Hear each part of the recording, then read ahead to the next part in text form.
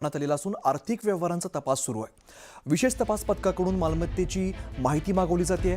कुटुंबियांच्या नावावर असलेली जमीन, घर, दुकानांची चौकशी सध्या सुरू आहे। नोंदणी विभागाकडून राज्यभरातील मालमत्तेचा शोध घेतला जातोय आणि कोट्यवधी रुपयांची आर्थिक माया उघड होण्याची शक्यता आहे। मालमत्ता खरेदीसाठी पैसा कुठून आला याचा तपास सध्या एसआयटी कडून सुरू आहे आणि बेनामी मालमत्ता असल्याचा एसआयटीला संशय आहे।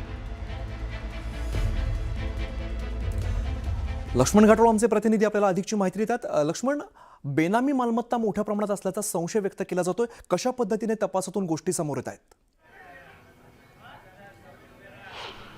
अमित, या सगळ्या प्रकरणामध्ये भोंदूबाबा अशोक खरात याची चौकशी करत असताना त्याने मोठ्या प्रमाणात बेनामी संपत्ती जी आहे ती तयार केलेली आहे आणि ही बेनामी संपत्ती त्याने कुठून आणली, कशी आणली याचा सगळा तपास करण्यासाठी एसआयटीने एक स्वतंत्र पथक जे आहे ते त्या ठिकाणी निर्माण केलेलं आहे आणि हे स्वतंत्र पथक या सगळ्या प्रकरणाचा तपास करणार आहे।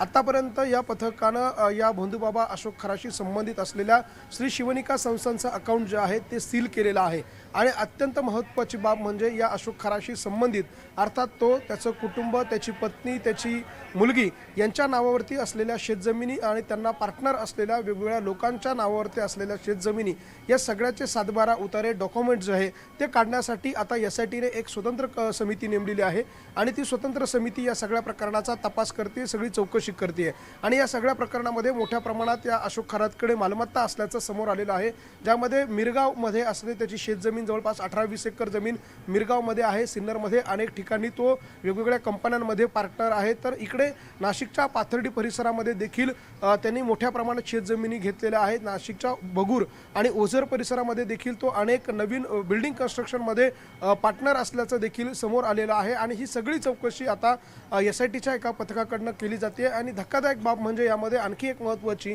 की जे रिंग रोड नाशिक शहरामध्ये कुंभमेळ्यापूर्वी पडणार होते त्या रिंग रोडला लागून या सगळ्या जमिनी त्यांनी खरेदी केलेल्या असल्याचं देखील तपासात समोर आलेलं आहे। त्यामुळे हा रिंग रोड होणार हे त्याला पूर्वी माहीत होतं, तर ते कुणाच्या माध्यमातून, कोण अधिकारी त्याला ही सगळी माहिती पुरवत होते, या सगळ्याचा तपास आता या सगळ्या प्रकरणामध्ये केला जाणार आहे आणि अशोक खरात याचे या सगळ्या प्रकरणामध्ये पाय जे आहे ते खोला जाताना आपल्याला पाहायला मिळत आहे। अमित, बरोबर।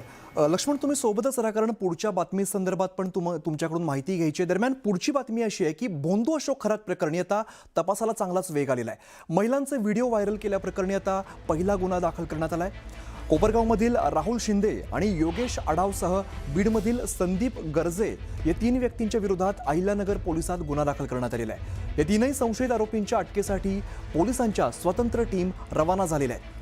पुन्हा एकदा जाऊया, आमचे प्रतिनिधी लक्ष्मण घाटोळ सध्या आपल्या सोबत आहेत। लक्ष्मण, आपण बघतोय आता या सगळ्या तपासाला एकंदरीतच वेग आलेला दिसतोय, कोणत्या प्रमुख घडामोडी घडतायत?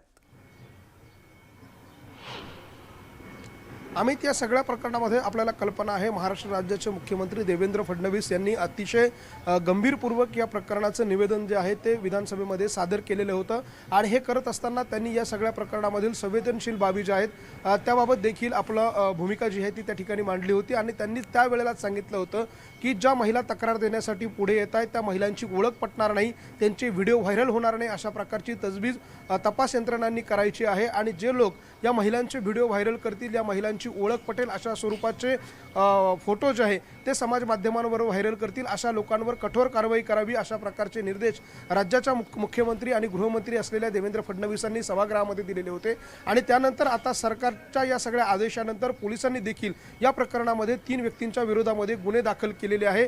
ज्या 3 व्यक्तींनी या महिलांचे अर्थात ज्यांचं लैंगिक शोषण झालेलं आहे त्या 3 महिलांचे फोटो, व्हिडिओ जे आहे ते व्हायरल केलेले होते। मग आता हे 3 लोक कोण आहेत, तर त्यामध्ये एक पहिलं नाव आहे राहुल शिंदे नामक हा एक संशयित आहे आणि त्याचाच मित्र योगेश आडाव। सुरुवातीला राहुल शिंदेला एका व्यक्तीने हा व्हिडिओ पाठवलेला होता असं त्याचं म्हणणं आहे आणि राहुल शिंदेला व्हिडिओ पाठवला होता तो योगेश आडाव नावाच्या व्यक्तीने, तो देखील कोपरगावमधलाच आहे, अहिल्यानगरच्या। या दोघांची ज्यावेळेला तपासणी केली फोनवरनं त्यावेळेला त्यातला जो दुसरा व्यक्ती आहे योगेश आडाव त्याने असं सांगितलं की मला हा व्हिडिओ जो आहे तो बीडमधल्या एका व्यक्तीने पाठवलेला होता आणि त्या बीडमधल्या व्यक्तीचं नाव देखील संदीप गर्जे असं त्यांनी सांगितलेलं आहे.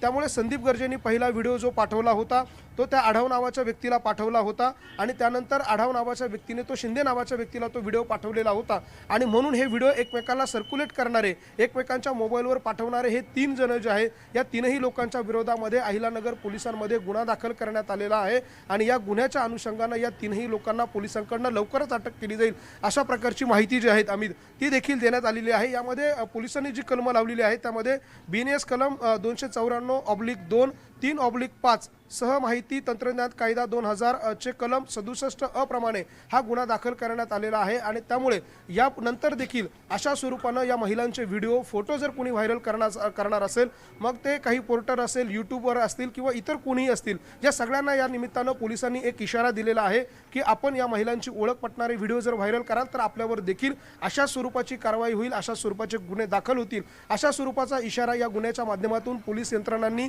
हे व्हिडिओ आणि फोटो व्हायरल करणाऱ्यांना दिलेला आहे आणि त्यामुळे या सगळ्या प्रकरणामध्ये फोटो व्हिडिओ या महिलांचे व्हायरल करणाऱ्यावर कठोर कारवाईला आता सुरुवात करण्यात आलेली आहे. 3 लोकांच्या विरोधात पहिला गुन्हा राज्यामध्ये पहिला गुन्हा हा दाखल करण्यात आलेला आहे. यानंतर देखील अशा स्वरूपाचे काही लोक जर सापडले तर त्यांच्या विरोधात देखील अशा स्वरूपाचे गुन्हे दाखल करू असा इशारा SITच्या प्रमुखांनी दिलेला आहे. अमित, एकूणच लक्ष्मण या सगळ्या तपासाला आता वेग आलेला दिसतोय.